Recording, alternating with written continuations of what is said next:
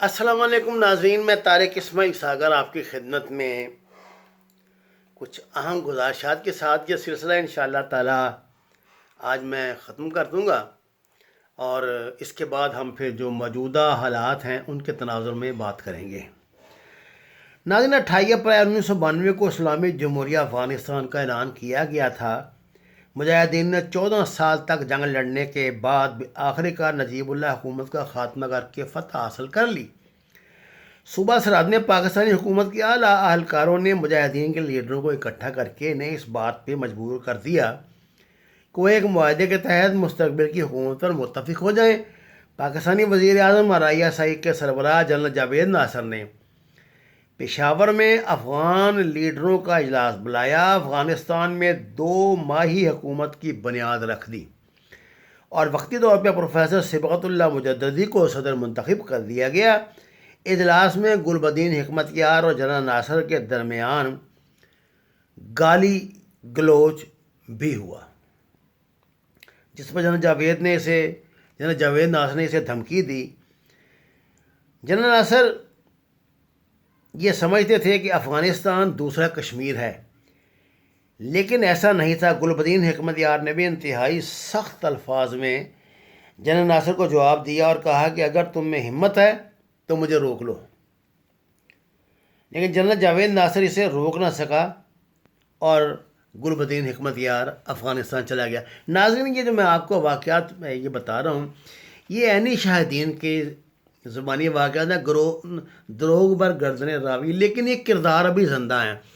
انشاءاللہ تعالیٰ وہ جنرل صاحب سے ملیں گے، کبھی تبلیغی مرکز میں جائیں تو وہ ان باتوں کی تصدیق کریں گے۔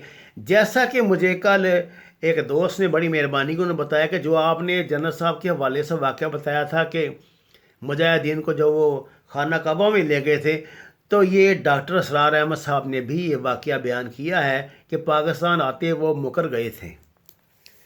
28 جون 1992 کو صبغت اللہ مجددی نے اقتدار پروفیسر برہان الدین ربانی کے حوالے کر دیا، مگر بدقسمتی سے مجددی اور ان کے پاکستانی دوست وہاں سے بہت سی چیزیں چوری کر کے لے آئے۔ سبحان اللہ! مجددی صاحب نے ایوان صدر کی گاڑیاں اور پردے چوری کیے، جبکہ دیگر افراد نے ایوان صدر اور اہم عمارتوں کے بلب سے لے کر صوفے تک چوری کر کے پاکستان پہنچا دیے۔ صبغت اللہ مجددی نے مالک غنیمت ہے نا جی، صبغت اللہ مجددی نے 2 ماہ کے دوران افغانستان کو لسانی بنیادوں پر تقسیم کرتے ہوئے رشید دوستم کو ترقی دیتے ہوئے جنرل کے عہدے پر پہنچا دیا۔ فارسی بولنے والے افغانوں کی سرپرستی کی، انہوں نے افغان عوام کے ساتھ بہت زیادتی کی اور انہیں دستوں کی گرفتار کر دیا۔ بہرحال جب پروفیسر برہان الدین ربانی برسر اقتدار آیا تو انہوں نے مجددی کی پالیسی کو جاری رکھا۔ مارچ 1992 میں گل بدین کے ساتھ معاہدہ امن کیا۔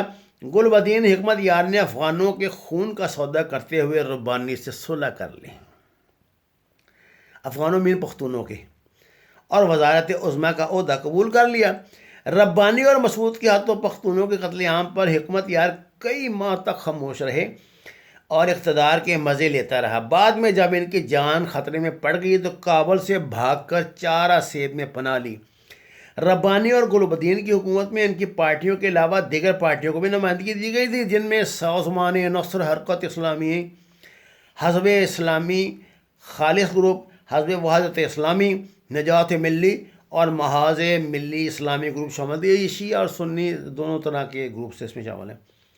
پختون اور تاجک حکومت کے رویے سے ناراض ہو کر بعض پارٹیوں نے راستے الگ کر لیے، جبکہ تاجک نے پختون اور پختون نے تاجک کے خلاف بندوق اٹھائی اور ایک دوسرے کے حامیوں کو قتل کیا۔ یہ آپ مجھے بتا رہے تھے کہ جی ہم نے کافر کی مدد لے کے کافر کو کیا تھا، یہ دیکھ لیں ہیں کافروں کے قانون میں، یہ مسلمان ہیں دونوں۔ جنرل رشید دوستوں میں شمالی افغانستان میں دونوں گل بدین اور ربانی کے ٹھکانوں پہ حملے جاری رکھے۔ اختلافات اور اقتدار کی جنگ کی وجہ سے سنی شیعہ جنگ شروع ہو گئی۔ یہ جہاد کے یار یہ ثمرات ہوتے ہیں کہ خدا کا خوف کرو۔ یہ شروع سے ہی اللہ کے بندوں ایسے تھے، یہ تو یہ لفظ میں کیا روتا ہوں آپ کو، میں کہتا ہوں یہ لفظوں کا تقدس سمجھو، ان لفظوں کی حرمت کو پہچانو، خدا کے لیے انہیں ہر جگہ استعمال نہ کیا کرو بھائی۔ یہ لڑنے وڑنے والے لوٹ مار کرنے والے لوگ تھے، ان کی فطرت کہاں بدل سکتی تھی، انہوں نے یہ کچھ کرنا تھا جو کیا۔ اختلافات جنگ کی وجہ، اچھا جی، اس دوران ایک طرف احمد شاہ مسعود اہل تشیع کے درمیان جنگ ہو رہی تھی، جبکہ دوسری طرف اہل تشیع اور گل بدین کے درمیان جنگ جاری تھی، مگر چند دن کے بعد گل بدین نے اہل تشیع کا ساتھ دیا، سبحان اللہ، اور مسعود کے خلاف جنگ کا اعلان کر دیا۔ گل بدین نے شیعہ ساتھیوں کے ساتھ مل کر چار آسیاب کو اپنا ہیڈ کوارٹر بنایا، چہار آسیاب کو، وہاں سے کابل پر روزانہ 3000 میزائل فائر کرتا رہا، جس کے نتیجے میں 40,000 بے گناہ افراد مارے گئے۔ 1993 میں گل بدین پر ربانی نے الزام لگایا کہ وہ دوستم کے ساتھ مل کر کابل کو تباہ کرنا چاہتا تھا۔ اس الزام کے بعد دونوں پارٹیوں کے درمیان جنگ کے نتیجے میں بے گناہ لوگ مارے گئے۔ بہرحال جب ربانی حکومت نے ملک کے لیے آئین ترتیب دینے کی کوشش کی تو اہل تشیع نے اختلاف کرتے ہوئے کہا کہ چونکہ حکمت یار سنی فقہ نافذ کرنا چاہتا ہے، اس لیے وہ اس آئین کا بائیکاٹ کریں گے۔ نومبر 1993 کو اقوام متحدہ کی کمیٹی برائے انسانی حقوق نے افغانستان میں انسانی حقوق پر تشویش کا اظہار کیا۔ دوسری طرف پروفیسر ربانی نے اقتدار چھوڑنے سے انکار کر دیا اور سپریم کورٹ کے ذریعے اپنے آپ کو دوبارہ منتخب کرایا۔ اس کے فوراً بعد احمد شاہ مسعود دوستم کے درمیان جنگ چھڑ گئی، کابل پر میزائلوں سے حملے کیے۔ دوسری طرف جنرل دوستم نے صدارتی محل پر بمباری کی۔ اس جنگ میں 100 سے زائد افراد مارے گئے۔ گل بدین حکمت یار نے جو حکومت تشکیل دی، اس میں تمام جماعتوں کو بھرپور نمائندگی دی گئی۔ یہ ان کے کابینہ کے 16 ارکان تھے، لیکن میں ان کا نام اس لیے نہیں پڑھتا کہ آپ کو لیے جانا ضروری نہیں ہے۔ 17 جون کو وزیر اعظم نے حکم جاری کیا کہ لوٹ مار کے خلاف بڑی سڑکوں پر مؤثر اقدامات کیے جائیں۔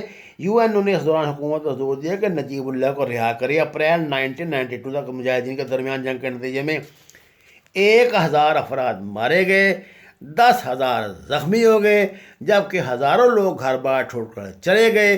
جنوری 1993 میں جنگ کا دائرہ مزار شریف تک پھیل گیا۔ مختلف گروپوں نے ایک دوسرے کے ٹھکانے پہ حملے جاری رکھے۔ 5 جنوری کو حکومت نے دوستم فوج کو شکست دے کر کابل ایئرپورٹ پر قبضہ کر لیا، جبکہ 10 سے 12 جنوری تک جنرل دوستم کے ہتھیاروں نے کابل پر بمباری کی۔ 16 جنوری کو سرکاری ہتھیاروں نے گل بدین کے ہیڈ کوارٹر پر حملہ کر دیا۔ اس کے برعکس گل بدین اور دوستم کے ہتھیاروں نے مل کر کابل پر شدید بمباری کی، جبکہ گل بدین کی فوجوں نے 4 آسیاب سے کابل پر گولہ باری جاری رکھی۔ نہ صرف مسعود ملیشیا نے پختونوں کے ساتھ ظلم کیا، عورتوں کی بے عزتی کی، ان کو سڑکوں پر لٹا کے ان کے ساتھ زنا کیا گیا، بلکہ دوستم ملیشیا نے بھی پختون مردوں اور عورتوں کا قتل عام کیا۔ گل بدین حکمت یار نے اول مسعود کا ساتھ دیا، بعد میں دوستم کے ساتھ سابق کمیونسٹ جرنیل بھی تھے، جبکہ بعض کمیونسٹ جرنیلوں نے گل بدین اور مسعود کا ساتھ دیا۔ اس سلسلے میں مجھے موسیٰ خان جلالزئی کی یہ بات بہت پسند ہے جو انہوں نے طالبان امریکہ اور اسامہ بن لادن اپنی کتاب میں لکھی ہے، پیج نمبر 159 پہ۔ گل بدین اور ربانی نے افغانوں کا خوب قتل عام کیا۔ اس دوران خداوند نے افغان قوم پر رحم کرتے ہوئے طالبان کے نام سے قوم پرست افغانوں کو باہم متحد کیا۔ طالبان نے 1994 میں قندھار پہ قبضہ کیا، 1996 تک بآسانی کابل پہ قابض ہو گئے۔ جب طالبان 4 آسیاب پہنچ گئے تو گل بدین چپل اور کپڑے چھوڑ کر ننگے پاؤں رات کے اندھیرے میں بھاگ گیا۔ کئی گھنٹے تک ننگے پاؤں بھاگتا رہا، آخر بچنے میں کامیاب ہوا۔ طالبان نے کابل پر قبضے کے بعد مثالی امن قائم کر لیا، شمالی افغانستان کی طرف پیش قدمی شروع کی، مسعود ملیشیا کو شکست دے کر پنجشیر تک محدود کر دیا، مزار شریف پہ قابض ہوئے۔ اگرچہ طالبان نے ایک طرف مسعود ملیشیا کو شکست دی تھی، دوسری طرف دوستم ملیشیا میں بغاوت شروع ہوئی، لہذا موقع سے استفادہ کرتے ہوئے طالبان مزار شریف میں داخل ہو گئے، لیکن ایران، روس اور جنرل مالک کے گٹھ جوڑ نے ان کو نقصان پہنچایا۔ طالبان نے پسپائی کا راستہ اختیار کر لیا، لیکن چند ماہ کے بعد پوری طاقت کے ساتھ ایک بار پھر مزار شریف پہ قابض ہو گئے۔ اب میں آپ کو ناظرین لاتا ہوں ادھر کی آخر کہ یہ ملا محمد عمر مجاہد کہاں سے اس سارے منظرنامے میں داخل ہوتے ہیں، کیونکہ ابھی تک تو ہم نے ان کا نام ہی نہیں سنا تھا. اور سب سے بڑی بات یہ ہے کہ تمام افغانوں نے ان کو قبول کیسے کر لیا. ان مجاہدین نے افغانستان کا وہ حشر کیا تھا، خدا کی پناہ، اور دھیڑ کے رکھ دیا تھا پورے افغانستان کو. ایک دوسرے پہ حملہ کرتے تھے، ایک دوسرے کے جو ان کے اسیر ہوتے تھے وہ ان کے غلام اور کنیزیں بنتی تھی. ادھر کے ہو گئے تو ان کے بن گئے، اور ہر ایک نے اپنے 1.5 اینٹ کی مسجد بنائی ہوئی تھی. اپنے اپنے علاقے میں انہوں نے قبضے کیے تھے. اپنے جیسے گنڈوں بدماشوں کا آئی لینڈ ہوتے ہیں، اپنے آئی لینڈ میں وہ ٹیکس لیتے تھے. وہ جو بھی کچھ اسلامی بھی سارے ٹیکس لیتے تھے، غیر اسلامی بھی سارے ٹیکس لیتے تھے. اور ہیرون کا ایک طوفان بدتمیزی جو ہے وہ بہا رہے تھے. کلاشن کوف کو ایسے جیسے سڑکوں پہ یہ ریوڑیاں بکتی ہیں اس طرح بک رہے تھے. اور یہ سارا اسلحہ سمگل ہو کے خیر سے پاکستان آ رہا تھا، کیونکہ ایران تو اجازت دے نہیں سکتا تھا. ان کا تو اپنا بڑا سخت نظام ہے. وہ تو ایرانی، انڈین، شمالی اتحاد، یہ تینوں تو پاکستان دشمنی میں اکٹھے ہوئے تھے نا. یہ تو پختونستان بنانا چاہتے تھے. اچھا یعنی پختونستان جب میں لفظ استعمال کرتا ہوں نا، یہ تو جو ان کا جو شریف النفس قسم کے تھے نا ایرانی، اور یہ جناب شمالی اتحاد والے، اور وہ کہتے تھے جی افغانوں کی بھلائی ہے اس میں کہ آپ نا ادھر جو ہے جلال آباد سے جناب اٹک تک بنا دیں ایک پختونستان، اور باقی جو ادھر کا ہے علاقہ وہ انہیں دوسری زبانوں والوں میں تقسیم کر دیں، اور ایران کے بارڈر کے ساتھ ساتھ شیعہ اسٹیٹ بن جائے. اللہ اللہ خیر صلی اللہ، 3-4 ٹکڑوں میں بانٹو. یہ تھا جناب والا آپ کا جہاد. یہ تھے آپ کے مجاہد، یہ تھے آپ کے مجاہد کمانڈر، جنہوں نے کیا کہتے ہو روس کو ٹکڑے ٹکڑے کر دیا تھا. سبحان اللہ. ناظرین، اکتوبر 1994 کی ایک شام کا واقعہ ہے. افغانستان کے جنوبی شہر قندھار کے مضافات میں براتیوں سے بھری ایک بس جا رہی تھی. اچانک سنسان جگہ پہ جدید ترین اسلحہ سے لیس ایک گروہ نے بس روک لی. یہ گروہ اپنے آپ کو عصمت ملیشیا کہلاتا تھا، جو خود کو مجاہدین بھی کہتے تھے. گروہ کے کمانڈر نے تمام مسافروں کو نیچے اتار کے ان کی تلاشی لی اور جو کچھ کر سکتا تھا کیا. اچانک اس کی نظر روایتی قبائلی روسی لباس میں ملبوس خاتون پر پڑی. دلہن کی خوبصورتی نے جناب اس کو تو سارا جہاز جو ہے اس کے سارے بدن میں دوڑا دیا. بہت اس کو تو خون کا خمیر ہی بدل گیا. اس بے ایمان نے ان سے براتیوں سے کہا، اوے یہ تو عورت جو ہمارے قبیلے کی بھاگی ہوئی عورت ہے، تم اس کو کہاں سے اٹھا کر لے آئے ہو؟ یہ کہتے اس نے بیچارے بے گناہ دولہا کو گولیوں سے اڑا دیا، اور خاتون کو اس کے بندے ڈال کر اس میں لے گئے، اپنے ٹھکانے پہ اٹھا کے لے گئے.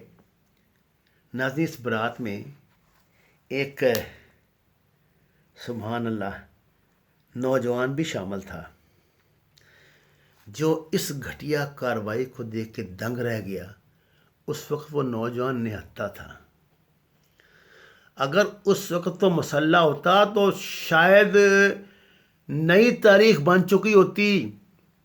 ظاہر ہے وہ مقابلہ کرتا، ان پہ حملہ کرتا، جواب میں وہ سینکڑوں تھے اس کو مار دیتے، اور طالبان نام کا کوئی ذکر ہی ہمیں سننے میں نہ ملتا. میرے دوستو، یہ تھے ملا محمد عمر مجاہد، جو بڑی مطلب اللہ تعالیٰ نے جو ان کو بصیرت اور بصارت عطا کی تھی، اس کی مدد سے حالات کا جائزہ لے رہے تھے. انہوں نے دیکھا تھا، انہوں نے سارا دیکھا تھا اپنی مدرسے کی تعلیم کے دوران کہ کس طرح یہ جہاد فساد میں تبدیل ہوا. کیسے جو ہے انہوں نے جوڑ توڑ کی، کس طرح یہ لوگوں سے ٹیکس کے نام پہ لوٹ مار کرتے تھے، بچیوں کو اٹھا کے لے جاتے تھے، لڑکوں کو اٹھا کے لے جاتے تھے، ایک طرح کے مصر کے بازار ان لوگوں نے قائم کیے ہوئے تھے۔ ملا عمر نامی اس مجاہد نے اپنے اساتذہ کی ایک میٹنگ بلائی، جس میں اس قندھار کے جو مفتیان کرام تھے وہ موجود تھے۔ وہ بھی ان مجاہدین کے کرتوت سے بہت سیکھ پات ہیں۔ انہوں نے مل کر فتویٰ دیا کہ علاقے کے اور نام نہاد مجاہدین جو کچھ کر رہے تھے، علماء نے متفقہ طور پر فتویٰ دیا کہ ان چوروں، ڈاکوؤں، قاتلوں اور لٹیروں کے خلاف جہاد فرض ہے۔ جہاد کرتے ہوئے جو مارا جائے گا وہ شہید کہلائے گا، جبکہ مخالف میں سے جو مرے گا وہ مردار اور جہنمی ہوگا۔ ملا عمر نامی اس مجاہد نے اس فتوے کے بعد علماء، دکانداروں اور دوسرے شرفاء کی مدد سے طالبان کو منظم کیا اور سپین بولدک سے جہاد کا آغاز کر دیا۔ سپین بولدک چمن کے ساتھ پہلا جو شہر آتا ہے افغانستان کا وہ ہے، اس کے بعد قندھار پھر آگے شروع ہوتا ہے۔ طالبان نے عصمت ملیشیا اور اس کے کمانڈر امیر لالا کا خاتمہ کر دیا۔ برہان الدین ربانی کا کمانڈر نقیب اللہ اور حکمت یار کا کمانڈر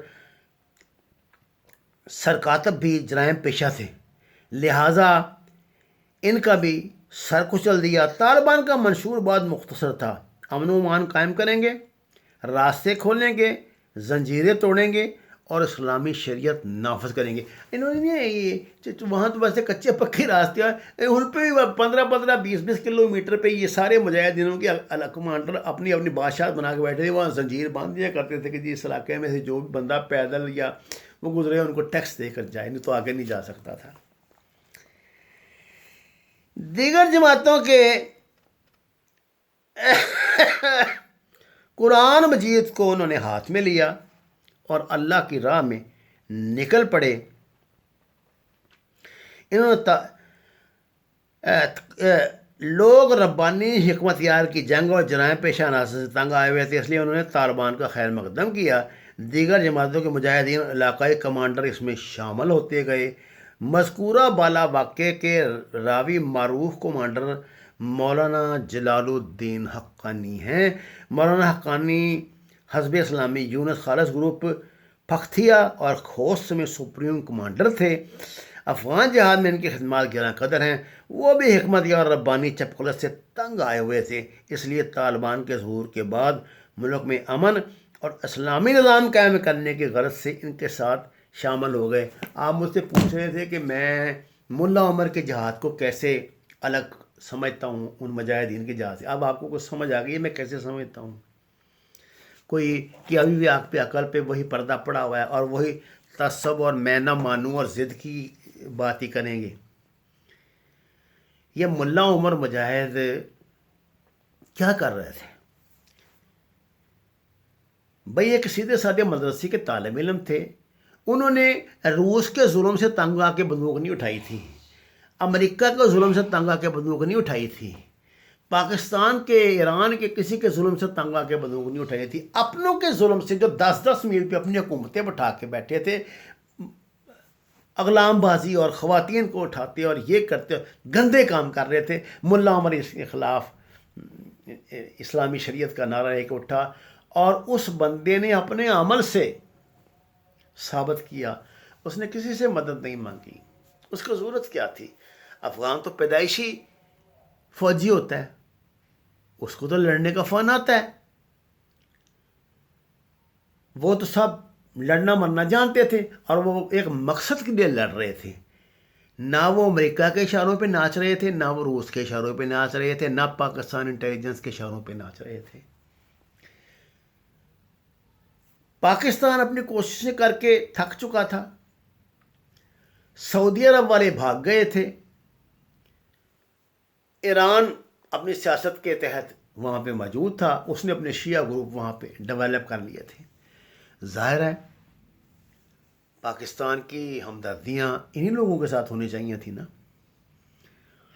کیونکہ جو مجاہدین کا عذاب تھا وہ تو ہمارے علاقوں میں آ رہا تھا یار۔ یہ عبداللہ اعظم کیسے مرے ہیں بتائیں نا؟ جو اسامہ بن لادن کے استاد تھے ان کو امریکہ نے مارا تھا. ارے بھائی آپس میں انہوں نے پشاور میں دھماکہ کر کے مار دیا، بڑے بڑے لیڈر آپس میں مار دیے انہوں نے. اب دیکھیں نا حکمت یار کیسے کیسے پٹریاں کھا رہے ہیں، کیسے کیسے یہ شیعوں کے خلاف مل رہے ہیں، چھوڑ رہے ہیں، مل رہے ہیں، چھوڑ رہے ہیں، پھر جناب افغانستان میں ادھر ایران میں جا کے پناہ بھی لے رہے ہیں. کیا بے وقوف بنا رہے ہو یار تم دنیا کو، خدا کے بندو عقل کرو. مجاہد ملا عمر کی عظمت کی دلیل یہ ہے کہ انہوں نے کابل جلال آباد پہ مزار شریف پہ قبضے کے باوجود کبھی اس کو اپنا مرکز نہیں بنایا. آپ کو پتہ ہے کہ وہ کندھار میں ایک مٹی کا جو بنا ہوا گھر تھا اس میں رہتے تھے، اور اس کے ساتھ ایک تندور بنا ہوا تھا. اس تندور پر روٹیاں لگتی رہتی تھی دن رات، جو وہ وہاں کے ہر گھر میں 2 روٹیاں، افغان روٹی ماشاءاللہ اتنی اتنی بڑی تو ہوتی ہے، وہ 2 روٹیاں پہنچاتے تھے تاکہ کوئی بندہ بھوکا نہ رہے. جو بھی ان کے وہ کو بڑے کو پی ایچ ڈی کی انہوں نے کی نہیں ہوئی تھی، لیکن میں نے آپ کو کہا نا مومن کی بصیرت جو ہوتی ہے نا اس سے ڈرنا ہی چاہیے. ہاتھ ہے اللہ کا، بندہ مومن کا ہاتھ. کار کشاؤ کار آفری، کارگرو کار آفری، کار کشاؤ کار ساز. اس بندے نے علم اٹھایا. پاکستان نے اپنے مفادات کے تحت، افغانستان کے مفادات کے تحت، اسلامی مفادات کے تحت ان کا ساتھ دیا. پاکستان نے اس حکومت کو قبول کیا. 2 اور حکومتوں نے، ایک شاید سعودی عرب اور ایک شاید قطر نے ان کو قبول کیا تھا. یہ انہوں نے تو اپنے حساب سے کوئی دینا دلانا تھا، لیکن پاکستان نے حکومت کی مضبوطی میں ان کا پورا پورا ساتھ دیا، ہر ممکن مدد کی. اور میں یہ واقعہ آپ کو سنا چکا ہوں کہ جب 9/11 ہوتا ہے تو کس طرح وہ پھر اسامہ بن لادن کو لینے کے لیے انہوں نے پاکستان سے درخواست کی. پاکستان نے ان کو آگے ملا صاحب کو سمجھایا، تو جس کے جواب میں انہوں نے پھر جنرل محمود کو جواب دیا تھا کہ جنگ کے بھائی اپنا اپنا تجربہ ہوتا ہے، ہم نے تو کبھی کوئی جنگ ہاری نہیں، ہم تو لڑتے آ رہے ہیں صدیوں سے. وہی جو مولوی یونس خالص نے بات کی تھی، ہم تو لڑیں گے، اور یہ ہمیں نہ بتاؤ کہ ان کی تعداد کتنی ہے تو ہماری تعداد کتنی ہے. پہلے بھی ہماری تاریخ یہی ہے، جو حملہ آور ہیں وہ کتنے کتنے بریگیڈ لے کر آئے تھے اور ساتھ 2 بندے زندہ بچا کے لے گئے تھے. ملا عمر کے جو یہ طالبان تھے، ان کا ساتھ کچھ عرب جو جینون عرب مجاہدین تھے انہوں نے دیا. یہ لوگ لڑتے رہے، لیکن اب میں اس کو تاریخی صدم ظریفی کہوں یا میں یہ بات کہوں کہ ای سعادت بزور بازو نیست، تانا بخشند خدای بخشندہ. کوئی بندہ اگر یہ سمجھے نا، یہ آپ تو ہر وقت یہ تو آپ نے تو یہ ڈگڈگی بجائی ہوئی نا جہاد اور یہ خلافت اور یہ غزوہ ہند کی، اور یہ اللہ سعادت قسمت والوں کو دیتا ہے. میرے جیسے بدبختوں کو یہ سعادت نہیں ملتی کہ تلوار اٹھا کے جہاد کرنے چلے جاؤ، بندوق ڈال کے جہاد کرنے چلے جاؤ. لوٹ مار تو ہو سکتی ہے، یہ جہاد نہیں ہو سکتا. اللہ تعالیٰ نے جنرل مشرف کو جہاد کی توفیق نہیں دی تھی. وہ دنیا دار تھے، وہ اپنے انداز سے سوچتے تھے کل کو ہمارا بھی کیس اللہ کی عدالت میں پیش ہونا ہے، انہوں نے بھی پیش ہونا ہے، ملا عمر نے بھی پیش ہونا ہے، حکمت یار نے بھی پیش ہونا ہے. ہر بندے نے ظاہر ہے اپنی اپنی اپنی اپنی جو ہے کہانی وہ سنانی ہے، اپنا اپنا جرم بھگتنا ہے. میں یہ سمجھتا ہوں کہ جناب مشرف نے امریکہ کو اجازت دے کر بہت بڑی غلطی کی تھی. اس غلطی کے بطن سے اتنی غلطیاں نمودار ہوئی ہیں جنہوں نے پاکستان کو تباہ و برباد کر دیا. دیکھیے، جب یہاں امریکن آئے ہیں تو ملا عمر کا اپنے ساتھیوں کے نام ایک پیغام ہمیں ملتا ہے، جس میں وہ اپنے ساتھیوں کمانڈروں سے کہہ رہے ہیں کہ جو ترتیب آپ کو مطلب بتائی گئی ہے اس ترتیب سے انشاءاللہ ہم لڑیں گے، لیکن میں آپ کو یہ حکم دیتا ہوں، نصیحت نہیں کہ انہوں نے کہا، میں حکم دیتا ہوں کہ کچھ بھی ہو جائے، چاہے امریکنوں کے ساتھ پاکستانی فوج بھی مل کے ہم پہ حملہ کر دے، آپ نے پاکستان کے کسی فوجی پہ گولی نہیں چلانی. آپ کو سمجھ آئی؟ آپ نے پاکستان کے کسی فوجی پہ گولی نہیں چلانی. طالبان نے اپنے پورے دور اقتدار میں پاکستان میں ایک دھماکہ نہیں کیا، ایک گولی نہیں چلائی. یہ دھماکے کرنے والے ہمارے طالبان ہیں، ٹی ٹی پی کے، وہ پنجابی طالبان، سریکی طالبان ہے جی، اور وہ فلانے طالبان اور جھنگ کے طالبان اور جناب بہاولپور کے طالبان. جنہوں نے یہ ہمارا بیڑا گرک انہوں نے کیا. یہ جو بچوں کے اسکول پہ حملہ تھا، یہ وہ ملا عمر کے طالبان نے نہیں کیا تھا، یہ آپ کے طالبان نے کیا تھا، یہ مجاہدین نے کیا تھا جو جہاد کر رہے ہیں. جہاد کس کے خلاف کر رہے ہیں؟ پاکستانی فوج کے خلاف. اللہ اکبر. کیا ہماری عقلوں پہ پردے پڑ گئے یار. ہم نے کیوں فساد کو جہاد بنا لیا؟ اس فساد کے جنم سے جس جہاد نے جنم لیا ہے، جو جنرل مشرف کے اقدام کے ریئیکٹ میں ہوا، وہ میرے بھائیوں دہشت گردی ہے، وہ جہاد نہیں. اس دہشت گردی کو ختم کرنے کے لیے بلاخر ضرب عضب رد الفساد شروع کیے گئے، اور آج الحمدللہ ہم لاکھ سے زیادہ جانوں کی قربانیاں دے کے، اربوں خربوں روپے کا نقصان اٹھا کے، ملک کا سماجی ڈھانچہ تباہ و برباد کروا کر اس حالت میں پہنچے ہیں. اب میں آخری قسط میں آپ کو لال مسجد کے حوالے سے بات کروں گا، اور اس نام نہاد جہاد کے بطن سے جو پاکستان پہ عذاب نازل ہوئے، جو پاکستان کے عام شہری پہ عذاب نازل ہوئے، ان کا ذکر کروں گا. امید تو یہ ہے کہ آپ کی طبیعت تب تک صاف ہو جائے گی اور آپ کو سمجھ آ جائے گی. اگر کوئی ضد پہ اڑا ہوا ہے تو اس کی مرضی، بھائی ہر بندے نے باہر اپنا حساب دینا ہے. وما علینا الا البلاغ. ناظرین، یہ میرا آفیشیل چینل ہے، درخواست ہے کہ اس کو سبسکرائب کریں، شیئرنگ کریں. انشاءاللہ تعالی میں آپ کو یہ سچے ناقابل تردید واقعات سناتا رہوں گا. سچ کے سفر میں میرا ساتھ دیں. آپ کا بہت شکریہ.